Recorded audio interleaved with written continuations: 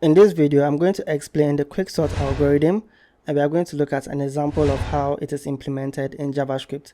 Let's get started. Hey guys, welcome to Tech Ginger. My name is Nunya, and today we are going to be looking at the Quicksort algorithm. Let's look at some examples and some code. So, the Quicksort algorithm is a popular sorting algorithm that follows the divide and conquer strategy to efficiently sort an array or a list.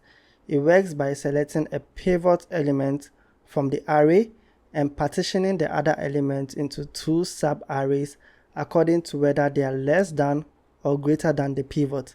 The sub-arrays are then recursively sorted. So I have an example over here and we are going to use that.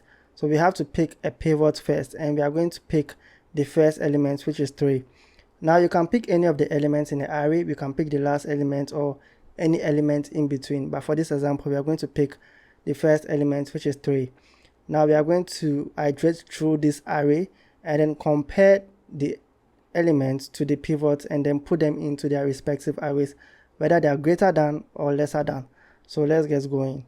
Over here 3 is equal to 3, so we leave that. 5 is greater than 3, we put 5 over here. We move on to the next element, which is 1. 1 is lesser than 3, so we put 1 here. 2 is lesser than 3, we put 2 here. 7 is greater than 3, we put 7 here. 4 is greater than 3, so we put 4 here. So we have partitioned this array into two arrays. We have the greater than array and the less than array. So we are going to recursively perform that operation on this array again. We are supposed to do that recursively on both of these arrays. Now you can already see that this is already sorted, so we are going to focus on this one. So we pick the first element 5. 7 is greater than 5, we put 7 here.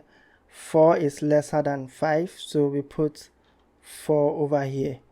Now we have reached the final end where we are supposed to combine all the partitions that we have. So the way you can think about this is to put in the less than element first, then the pivot element, and then the greater than element.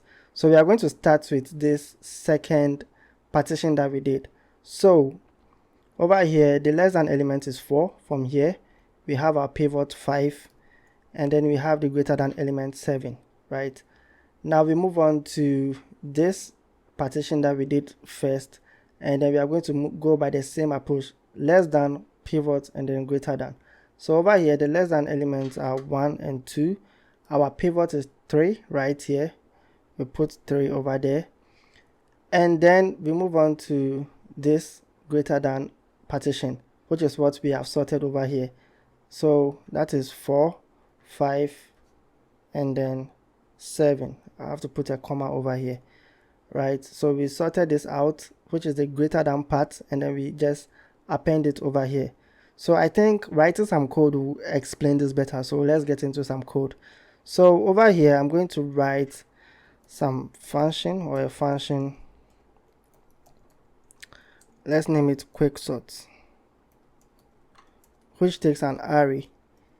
Now the first thing you're supposed to do is basically to check if the array length is greater than or equal to 1, because the element has to have greater than 1 element for us to be able to sort it.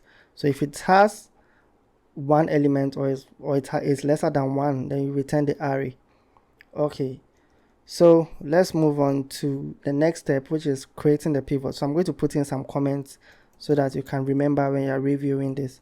So choose a pivot. Sorry for my typos, and it gets worse. Okay, so choose a pivot. So we create a variable const pivot, and then we are going to pick the first element in the array, which is this array 0. Now the next thing to do is to create partitions, right? So we create 2 partitions. I'm going to call this lesser just to make sense for now, which is an empty array, and then we create greater, yeah, which is an empty array. Okay, so now we have our pivot, our less than element array, and our greater than element array. So the next thing to do is to actually iterate through the rest of the elements and then compare them to the pivot. So let's do that. So we are going to write a for loop. Let I equals to 1. We are starting from 1, and then we are saying if I less than array dot, I misspelled this, wow, array dot length, yeah, and then I plus plus. So let's go on. So we are saying if array I is greater than the pivot, then we are saying lesser dot push array I. So we are iterating to the array, and we are saying that if that element that we are iterating on, so the particular element is lesser than the pivot, then we are pushing that element into this array we have created over here, right? And we are saying else, because if it's not lesser, then it's greater. So we are saying greater the push, saying array I. So if it's greater, then we take that element and we push it into this array, right? I hope that makes sense. So now the next thing we are supposed to do is to recursively call this function that we have written on the partitioned array. So let me write that. Let me say recursive. How do you spell recursive? Recursively sort the sub arrays, right? So we are going to say const sorted,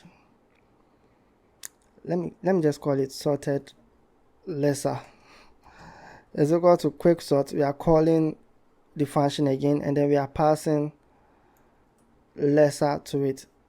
This array we have over here, the partition, we are passing it to this function again, so that it performs the quicksort algorithm on it again. And then we are saying const, let's call this sorted greater, it's equal to quicksort, and pass greater to it. Right, so we are doing this recursively. We are doing this over and over until the array is sorted. Now to the last step, we have to combine the lesser and greater sub arrays and the pivots to get the final sorted array. I hope you guys understand that. Combine, which is this step over here. So you take the lesser than array, you take the pivot, you take the greater than array, and you combine all together. And the way we are going to do this is to use the spread operator. So I'm just going to say dot sorted lesser, and the pivot, remember the pivot, don't forget the pivot, and then dot sorted greater. So we have used the spread operator to basically combine everything over here. Okay, so now the time of truth. Let's try to test this. So coming down over here, I have an example over here. Let me just copy that, paste it over here. So we have this unsorted array, and we are taking the unsorted array and passing it to our quicksort function. We are basically logging out our sorted array function. So let me open up the console. Okay, so the way we run this is to call node on quicksort, and yeah, it worked perfectly. So we have the unsorted array over here, and it sorts it out perfectly for us over here. So let me try changing or adding more 0, 1, 23, 72, 9, 2. Run this again, and it sorts it for us. So 0, 1, 1, 1, 2, 2, 3. Yeah, this is correct. So guys, that is how to create the quicksort algorithm. It's very simple, and I'll be pushing this code to my GitHub repo so you can access it over there. So guys, I hope you have learned something. If you have learned something, please subscribe. Hit the subscribe button, hit the like button, and comment on some of the topics or some of the algorithms that you like to see next, and I'll bring it to you. So thank you, and then I'll see you in the next one.